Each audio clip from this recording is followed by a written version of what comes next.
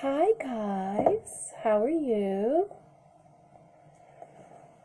Today's been a busy day for me. How's everyone doing tonight?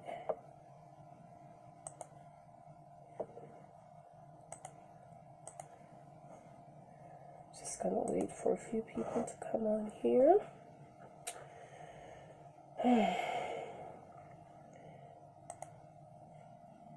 Did everyone go to church today?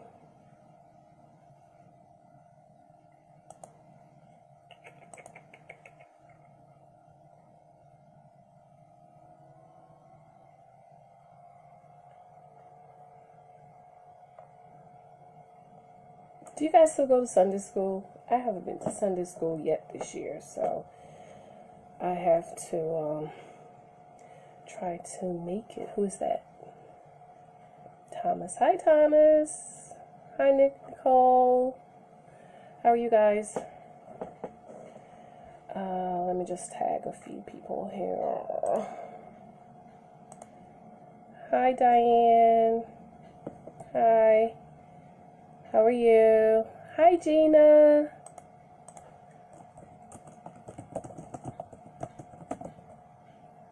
Hi, Charlize. Hi, Ryan. Hi, Danielle. How are you? Okay, I wanted to share something really quick because I'm supposed to be live in my Married at First Sight group, but I wanted to share really quick something about the perfect will of God. Remember how when I was younger, you would hear, oh, there's the perfect will of God, and then there's the permissive will of God, right? I don't know if people still say that, but I remember, hi, Ryan, people used to say that. So many of you, hey, Patrina, how are you? What was for dinner tonight? You know I'm hungry, right? Many of you know that I have a child with special needs who have graduated. It's been about 2-3 years. And so once she graduated, she had to attend a day program. So there's this day program that I wanted her to attend that is an extension of her school. Thank you, Danielle. I spent all day yesterday finishing it, doing it up. So I wanted her to attend this day program. So we were told there were no space. Even though kids that graduated with her got into the day program. So it's been about 2 or 3 years. So this week I spoke to her support coordinator. That's her state rep, that, like a social worker. And I said, well, can you just check that program out, because Alexi's still asking about it. She really wants to go because all of her friends from school attends the program, and it would be really good for her. So she called back and she said, Janice, I'm so sorry.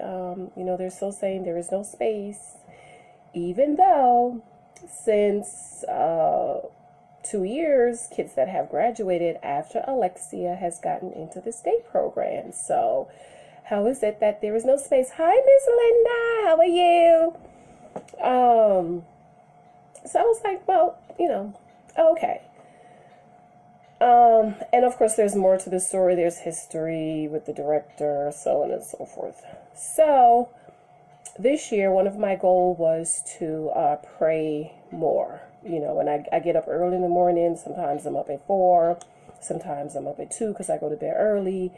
And when I come downstairs, I just go and sit at my computer, turn some worship music on, and I'm writing and listen to music and praising the Lord and so on and so forth. So this year I said, no, I don't want to do that. When I come downstairs, I just want to kneel in the presence of the Lord and pray and read my devotional like I used to. So it's been a real struggle for me, and I felt that there was some kind of resistance in my spirit.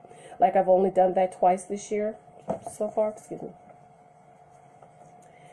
So I haven't been praying the way I really want to pray. and the way I know how I can pray. I mean, my first book was called Praying for Our Children, right?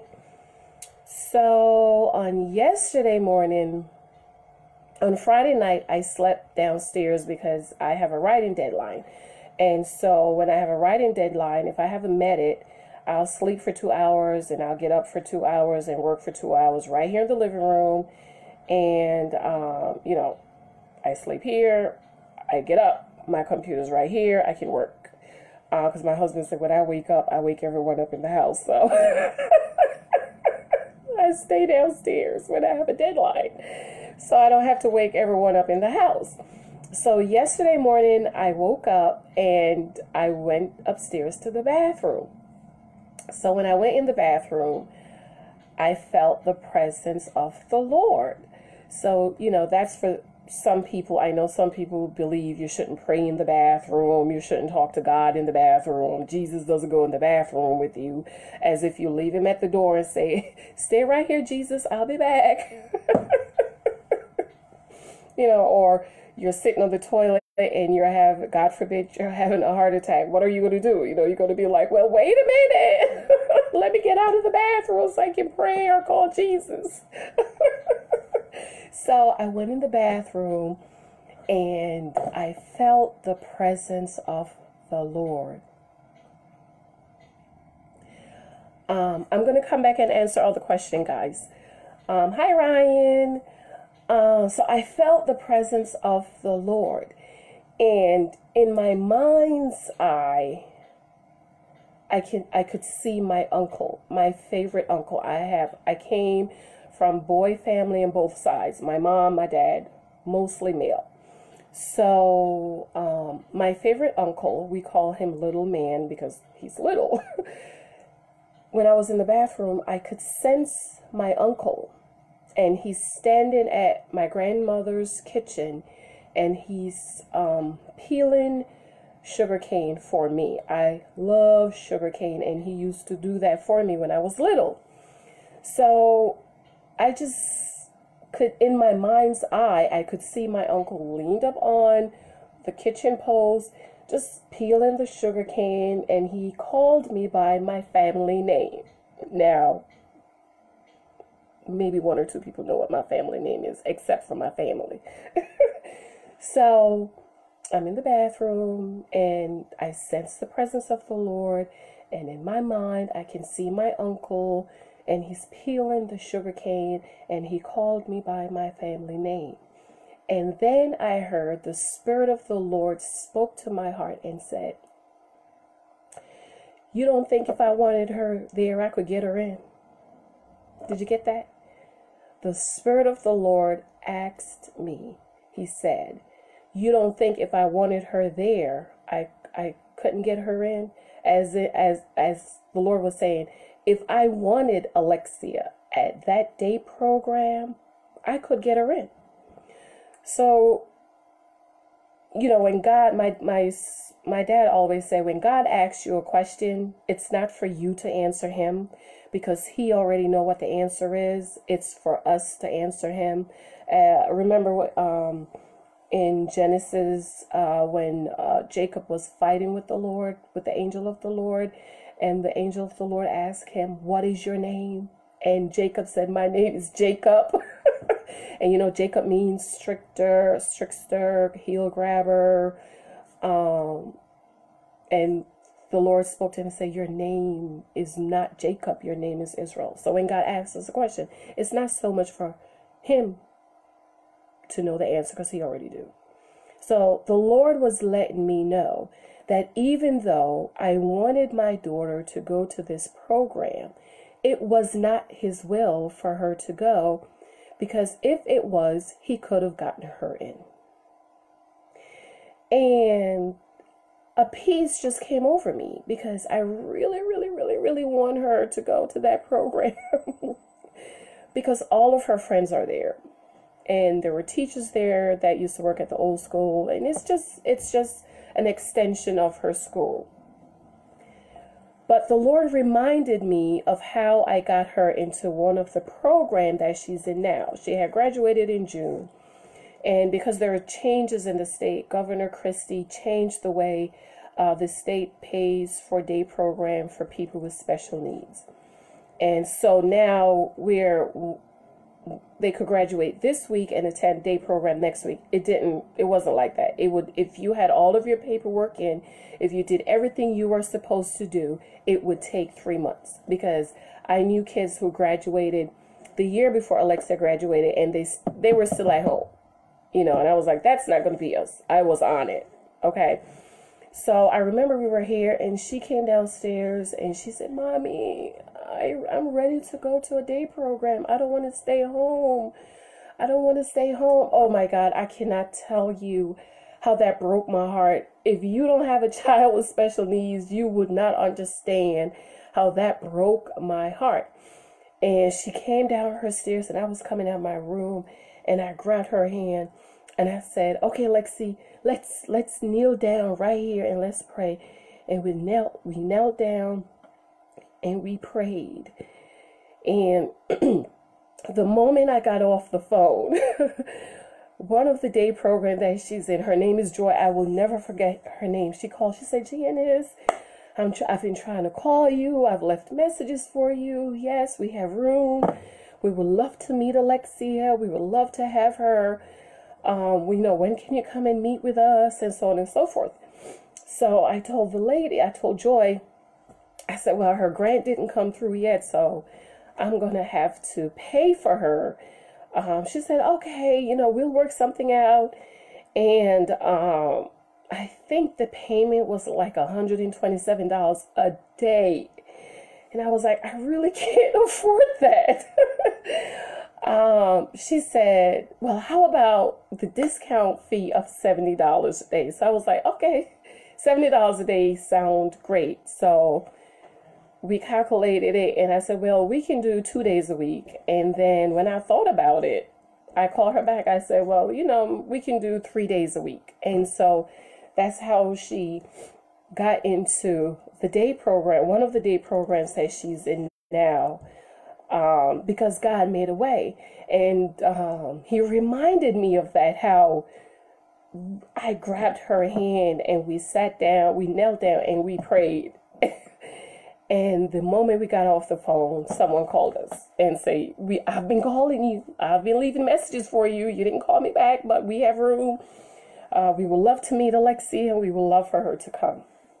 So I'm telling you all of that to say how we need to seek God's will for our lives, because sometimes we want something and we didn't take time to pray and say, God, is that your will? And we really need to do that, because I really want her to go to this program. But apparently it's not God's will, because he asked me, he said, you don't think if I wanted her there, I could get her in? And so after that, the Spirit of the Lord, just came over me, and I got peace about it. And I didn't tell her yet, but I'm going to sit her down and talk to her and just let her know, because every so often she'll ask, she said, Mommy, I really would like to go to that other program. All of my friends are there, and I really want to go there. So I'm going to sit her down and I'm going to talk to her. And she understands when the Lord speaks, because she has given me words before that the Lord told her to tell me something. And sure enough, what God said to her was what happened. So she understands the voice of the Lord and when the Lord speaks. So I just wanted to share that with you guys, because I was talking to someone today about the will of God. Even as women, I talk a lot about marriage and single and dating and stuff like that, because I know so many of my sisters who desire to get married, and we just need to reposition ourselves. And some women are, you're dating some man and you're like, he's not even saved. That's not God's will for you. So it's so important for us to know the perfect will of God for our lives, and for us to get into his will. Amen. Amen. Thank you guys. Thank you guys. I'm going to run over to my Married at First Sight group so I can talk about the show. Thank you guys, Ryan. And God has something better for her. Absolutely. Yeah, let me go over here so I don't mess the video. Oh. Yeah. So I just wanted to share that because you know how sometimes we kind of force our way in and we try to make things happen, you know, like Abraham and Sarah and, you know. So we just need to just rest in the perfect will of God. God has something better for her. Yep. How did you turn your writing in a career, full-time job? No, Ryan, it's not full-time yet, but that's my dream. I've been writing since I was 19. I wrote my first book when I was 19, even though I published my first book when I was 31. But all of those years I was writing. I have tons of stuff written. So I'm doing a lot of writing now. My sister, Patrina, rice and peas, plantains, fried chicken salad, gravy, yam and carrot juice. Oh my God. Yes. Why didn't you guys bring me some? Patrina, why didn't you bring me some food?